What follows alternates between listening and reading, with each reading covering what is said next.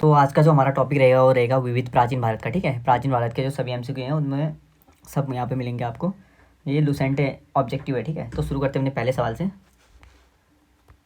तो हमारा पहला सवाल है, किस विदेशी यात्री ने भारत का दौरा सबसे पहले किया था? तो जो विदेशी यात्री था जो भारत का सबसे पहले दौरा किया था वो था मेगास्थनीज। ठीक है, ऑप्शन नंबर हमारा हो जाएगा मेगास्थनीज द्वारा भारत का सर्वप्रथम दौरा किया गया था। नेक्स्ट देखते हैं अगला हमारा, प्राचीन भारत में निम्न में से कौन सा विद्या अध्ययन का केंद्र नहीं था? तो जो विद्या अध्ययन का जो केंद्र नहीं था वो कौशाम्बी नहीं था। ठीक है, वहाँ की विक्रमशिला ये था और तक्षशिला था और नालंदा था। तो इसका करेक्ट आंसर क्या हो जाएगा? जो विद्या अध्ययन का केंद्र नहीं था वो नहीं था Kaushambi, option number D. Next देखते हैं अगला हमारा, शून्य की खोज किसने की? तो जो शून्य की खोज करता थे, शून्य की खोज करता वो थे आर्यभट्ट। ठीक है, ऑप्शन नंबर जो हमारा बी हो जाएगा, आर्यभट्ट ने शून्य की खोज की थी। नेक्स्ट देखते हैं अगला हमारा, महापाषाण संस्कृति 1500 ईसा पूर्व से लेकर 1000 ईसा पूर्व हमें दक्षिण भारत के उस ऐतिहासिक युग से परिचित कराती है जब महापाषाण काल में उपयोग लाए जाते थे। तो महापाषाण काल में तब क्या उपयोग लाए जाते थे ये बताना है। तो बड़े पत्थरों से घेरी गई समाधियाँ। ठीक है, बड़े पत्थरों से जो घेरी गई समाधियाँ थी वो कब रहती, वो क्या की जाती थी, उनके बारे में परिचित कराती थी ये युग। नेक्स्ट देखते हैं अगला हमारा, किस पुस्तक का 15 भारतीय व 40 विदेशी भाषाओं में अनुवाद किया जा चुका है? तो जो पुस्तक है जो 15 भारतीय और विदेशी 40 भाषाओं में जिसका अनुवाद कर चुका है वो है पंचतंत्र। ठीक है, पंचतंत्र इंपॉर्टेंट है। नेक्स्ट देखते हैं अगला हमारा,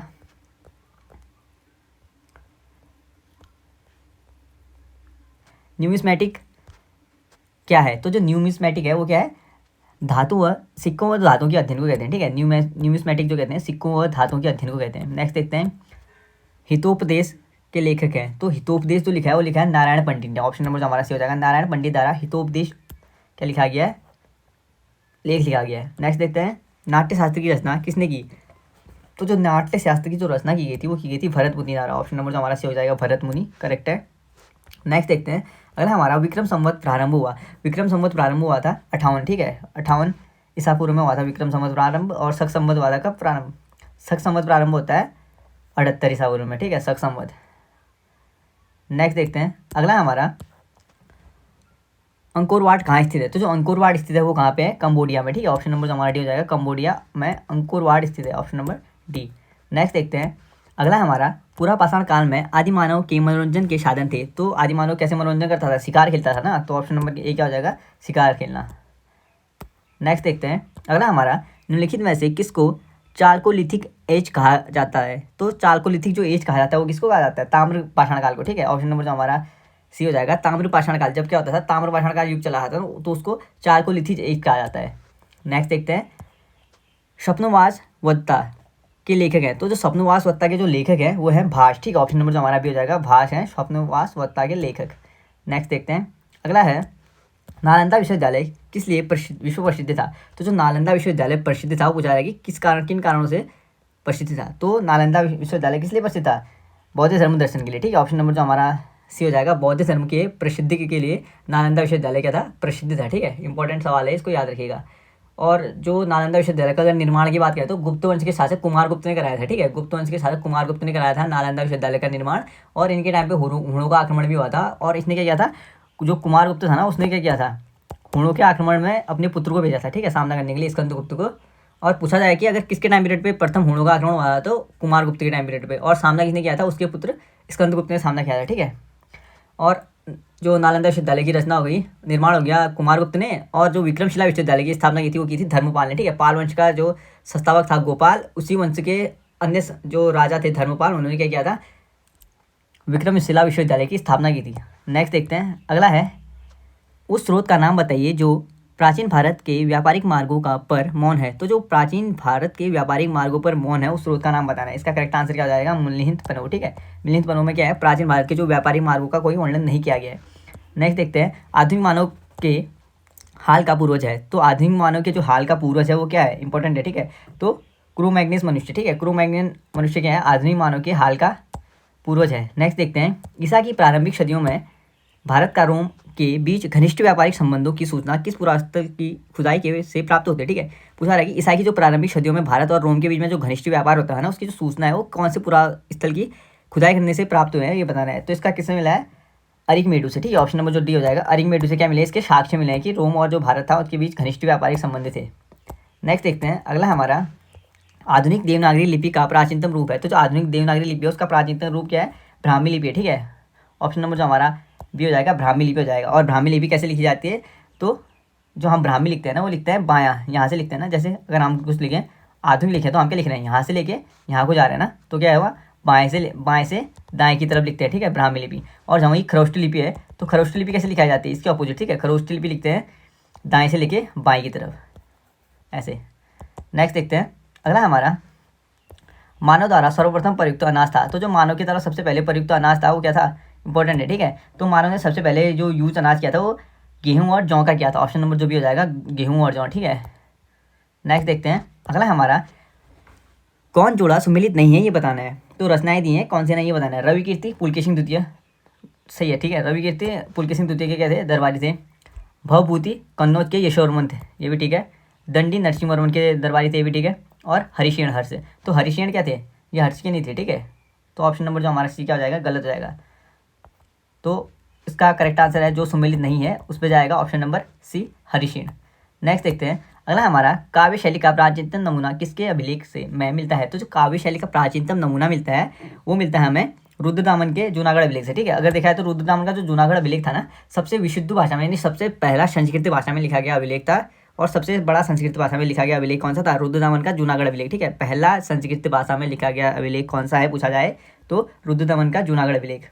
नेक्स्ट देखते हैं अगला हमारा, निम्नलिखित में से कौन सा बंदरगाह पेडू के नाम से द पेरिलस ऑफ द इंथेरियन सी, यानी लाल सागर का भ्रमण के अज्ञात नामा लेखक को ज्ञात था, ठीक है। पूछा रहा है कि कौन सा ऐसा बंदरगाह है पेडुगु के नाम से द पेरिपल्स ऑफ द इंथेरियन सी, यानी लाल सागर का भ्रमण के अज्ञातनामा लेखक को ज्ञात था, यानी इसके बारे में अज्ञातनामा लेखक को ज्ञात था कौन सा ऐसा बंदरगाह है, ठीक है। तो इसका करेक्ट आंसर क्या हो जाएगा, अरिकामेडु, ठीक है। ऑप्शन नंबर जो हमारा ये हो जाएगा, अरिकामेडु इसका करेक्ट आंसर है।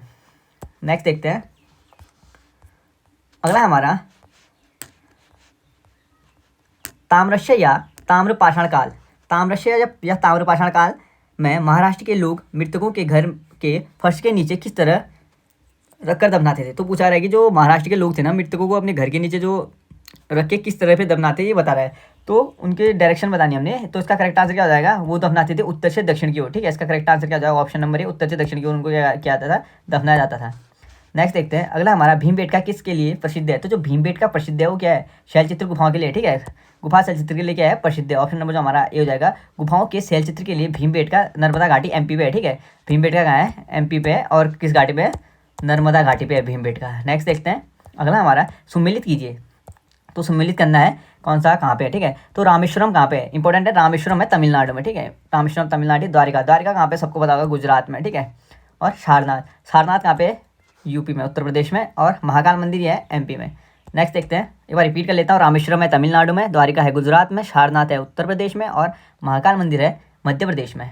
नेक्स्ट देखते हैं अगला हमारा, भारतवर्ष के लिए इंडिया शब्द का प्रयोग सर्वप्रथम किसने किया। तो सबसे पहले जो इंडिया शब्द का प्रयोग किया था वो किसने किया था, इतिहास के पिता कहे जाने वाले हेरोडोटस ने किया था, ठीक है। ऑप्शन नंबर जो ये हो जाएगा, हेरोडोटस ने क्या किया था, सर्वप्रथम इंडिया शब्द का प्रयोग किया था भारतवर्ष के लिए।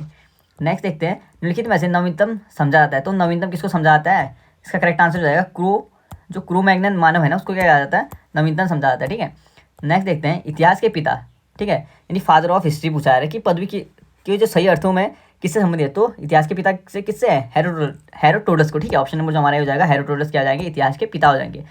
प्राचीन नगर तक्षशिला निम्नलिखित में से किसके बीच है, ठीक है, किस किसके बीच है ये बताना है। तो प्राचीन नगर जो तक्षशिला है वो किस किसके बीच है, वो है सिंधु और झेलम के बीच। ऑप्शन नंबर जो हमारा ये हो जाएगा, सिंधु और झेलम के बीच तक्षशिला है। नेक्स्ट देखते हैं, निम्नलिखित अंग्रेजों में से कौन सा जिसने सर्वप्रथम भगवत गीता का अंग्रेजी में अनुवाद किया था। तो ऐसा कौन सा अंग्रेज है जिसने सबसे पहले भगवत गीता है, ठीक है, श्रीमद् भगवत गीता का जो अंग्रेजी में अनुवाद किया था वो किसने किया था, चार्ल्स विल्सन ने, ठीक है। ऑप्शन नंबर जो हमारा हो जाएगा, चार्ल्स विल्कन्स ने सबसे पहले क्या किया था, भगवत गीता का अंग्रेजी भाषा में अनुवाद किया था। निम्नलिखित प्राचीन भारतीय अभिलेखों में कौन सा एक खाद्यान्न को देश में संकट काल में उपयोग हेतु सुरक्षित रखने के बारे में प्राचीनतम शाही आदेश है। तो पूछा रहा है कि खाद्यान्नों को जो देश में के लिए जो संकट काल में क्या है सुरक्षित रखने के लिए प्राचीनतम शाही आदेश के रूप में कौन सा है करके ये बताना है, ठीक है। कौन सा अभिलेख बताता है ये, तो सहगौरा ताम्रपत्र क्या बताता है इस बारे में, ठीक है, कि संकट काल में क्या है खाद्यान्न को देश के लिए क्या करना चाहिए, सुरक्षित करने के लिए बारे में प्राचीनतम साक्ष्य है ये। इसमें क्या है, सगौरा ताम्रपत्र में इसका वर्णन किया गया है। अगला है, भारत में निम्नलिखित के आने के सही जो कालानुक्रम है, यानी समय जो टाइम पीरियड के हिसाब से जो आए हैं उनमें क्या है वो बताना है, ठीक है। सबसे पहले क्या हुआ था, तो सबसे पहले क्या आए थे, नगर संस्कृति थी, ठीक है। नगर संस्कृति मतलब जो क्या थी, हड़प्पा सभ्यता थी, ठीक है। हड़प्पा सभ्यता सबसे पहले आई थी। उसके बाद क्या था, उसके बाद था लोहे का हल खोजा गया था, ठीक है, हड़प्पा में वहीं।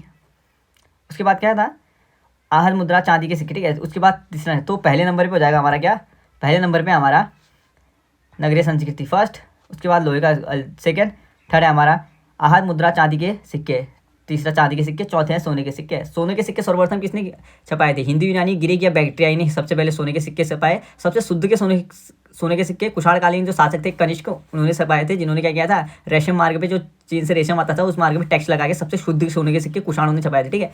और सबसे लंबे टाइम पीरियड तक जिसने छपाए थे वो कौन थे, तो सबसे लंबे जो टाइम पीरियड पे सोने के सिक्के जिस काल में प्रयुक्त हुए थे या जिस काल में यूज़ किए गए थे वो थे कौन सा, गुप्त काल, ठीक है, क्योंकि गुप्त काल सबसे लंबा चला था। तो इसका करेक्ट आंसर क्या हो जाएगा, सबसे पहले नगर संस्कृति आए, उसके बाद लोहे का हल आया, उसके बाद आहर मुद्रा चांदी के सिक्के आए, उसके बाद सोने के सिक्के आए। अगर स्पीड तेज या स्लो हो रही है तो आप यूट्यूब से कर सकते हैं, ठीक है। नेक्स्ट देखते हैं, प्राचीन भारत में निम्नलिखित में से कौन सी एक लिपि दाईं ओर से बाईं ओर लिखी जाती थी। तो दाईं ओर से जो बाईं ओर लिखी जाती थी वो लिपि कौन सी थी, इंपॉर्टेंट, ठीक है। अभी बताया मैंने, खरोष्टी लिखी जाती थी दाएं से बाएं। तो दाएं से लिखते हैं, यहाँ से शुरू करते हैं और यहाँ को जाते हैं, ठीक है। यहाँ को शुरू करते हुए यहाँ को जब जाएंगे तो क्या हो गया, ये दाएं हो, यहाँ से बाएं गए, ठीक है। ये क्या है, खरोष्टी। पर इसी के अगर अपोजिट पूछा जाए कि हम जो ब्राह्मी लिपि है वो क्या करते हैं, बाएं से लेके दाएं को जाते हैं, ठीक है, ब्राह्मी, और खरोष्टी दाएं से बाएं जाती है। नेक्स्ट देखते हैं, अगला हमारा निम्नलिखित में से कौन सा एक प्राचीन भारत में व्यापारियों का निगम था। तो जो प्राचीन भारत में व्यापारियों का निगम था वो कौन सा था ये बताना है। तो मणिग्राम था, ऑप्शन नंबर जो डी हो जाएगा, मणिग्राम प्राचीन टाइम पीरियड पे क्या था, जो व्यापारियों था ना, व्यापारियों का एक निगम हुआ करता था। नेक्स्ट देखते हैं, अगला हमारा पुलकेशिन प्रथम बादामी शिलालेख शक वर्ष जो है 465 का दिनांकित है, ठीक है। यानी जो पुलकेशिन प्रथम का जो बादामी शिलालेख है वो शक वर्ष जो शक के टाइम पीरियड का 465 का दिनांकित है, 465 का उसमें तारीख उत्कीर्ण है। यदि इसे विक्रम संवत को करना हो, यानी क्या करना है, शक को क्या करना है, विक्रम संवत में क्या करना है, कन्वर्ट करना है, ठीक है। तो इसमें क्या हो जाता है, 165 है ना, उसका डिफरेंस आ जाता है, ठीक है। तो इसका करेक्ट आंसर क्या हो जाएगा, 165 या 135 या 136 में प्लस करते हैं इसको। अगर देखा है तो ये क्या है, 465 है ना, उसमें क्या करेंगे हम 135 ऐड करते हैं पहले, 135, ठीक है। तो 55069 और ये क्या हो जाएगा 69 हो गया, ठीक है। उसके बाद है 4 का 3 यानी 390। सॉरी, इसमें क्या करेंगे, प्लस करते हैं, सॉरी प्लस करते हैं, ठीक है। इसमें तो प्लस करके क्या हो जाएगा, 10 6 3 9 1 10 और 4 1 5 1 6, यानी क्या हो जाएगा इसका correct answer 6। Option number A बिल्कुल सही, ठीक है, option number A. Option number A की तरफ जाएंगे हम। नेक्स्ट देखते हैं, अगला हमारा सूची 1 को सूची 2 से सुमेलित कीजिए और सूचियों के नीचे दिए गए कूट का प्रयोग करते हुए सही उत्तर को चयन करना है, ठीक है। तो देख लेते हैं इसका। सूची 1 है हमारा गुप्त, तो गुप्त दिया, गुप्त का संबंध किससे, देवगढ़ से। चंदेल शासकों का संबंध किससे है, खजुराहो से। अगला है चालुक्य का संबंध किससे है, चालुक्य का संबंध क्या है, चालुक्य बादामी कहते हैं ना उनको, तो चालुक्य का संबंध किससे है, बादामी से। और पल्लव का संबंध किससे है, लास्ट जो बच गया पनमेल से, ठीक है। तो एक बार रिपीट कर लेते हैं, मैं रिपीट कर लेता हूँ दोबारा। गुप्त का संबंध है देवगढ़ से, ठीक है, गुप्त का संबंध है देवगढ़ से। चंदेल का संबंध है खजुराहो से। चालुक्य का संबंध किससे है, बादामी से। और पल्लव का संबंध है पनमेल से। नेक्स्ट देखते हैं, अगला हमारा सुमेलित करना है राज्य दूसरी राजधानी दी है।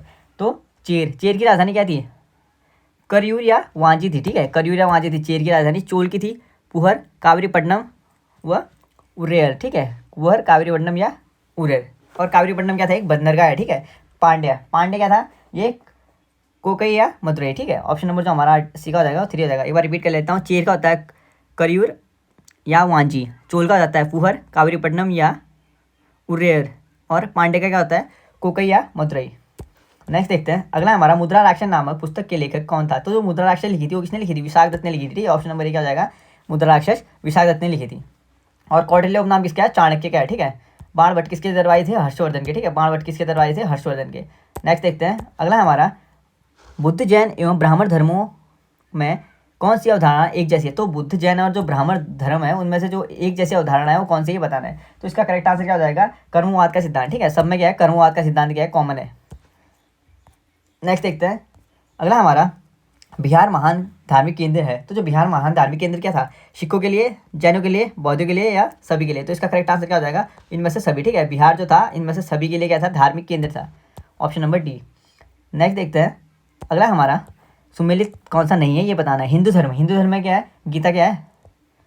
हिंदू धर्म का जो पवित्र ग्रंथ है वो गीता है। ठीक है, और मुस्लिम धर्म में क्या है? कुरान है। और बौद्ध धर्म में क्या है? धम्मपद। जैन धर्म में बाइबल दिखा रखा है। ठीक है, तो बाइबल किसका है? ईसाई धर्म का है बाइबल। ठीक है, तो इसका क्या हो जाएगा? ऑप्शन नंबर जो हमारा करेक्ट आंसर है, जो सुमेलित नहीं है वो जैन धर्म में बाइबल संबंधित नहीं है। बाइबल जो संबंधित है वो ईसाई धर्म से है। नेक्स्ट देखते हैं अगला हमारा, कपूर, इस सुमेलित कौन सा नहीं है ये बताना है। ठीक है, कपूर मंजरी, कपूर मंजरी का संबंध किससे है? हर्ष से। ये क्या है? गलत है। ठीक है, कपूर मंजरी का संबंध हर्ष से नहीं है। तो इसका करेक्ट आंसर कौन सा है? सुमेलित नहीं है। मुद्राराक्ष विशाल दत्ती, ये ठीक हो गया। मालविका अग्निमित्र कालिदास, ये ठीक हो गया। और सौंदरानंद, ये अशोक घोष, ये भी ठीक है। ठीक है, तो इसका करेक्ट आंसर कौन सा हो जाएगा? कपूर मंजरी हर्ष, ये क्या है? गलत है, ये सुमेलित नहीं है। नेक्स्ट देखते हैं, मानव द्वारा सर्वप्रथम प्रयुक्त धातु था। तो जो मानव ने सबसे पहले धातु का यूज किया था वो कौन सा था? तांबा था। ठीक है, ऑप्शन नंबर सी जो हो जाएगा तांबा था। और कांसा किस किससे बना होता है? जो कांसा सिंधु घाटी में जो कांसा यूज हुआ था ना वो किससे हुआ था? तांबा और टिन। ठीक है, सिंधु घाटी में जो यूज हुआ था तांबा प्लस टिन से यूज हुआ था। ठीक है, टिन का प्रयोग करके हुआ था, कांसा बनता है तांबा और टिन से, जो क्या हुआ? सिंधु घाटों में यूज हुआ था। सिंधु घाटी सभ्यता में प्रमुख जो धातु थी वो क्या थी? कांसा थी।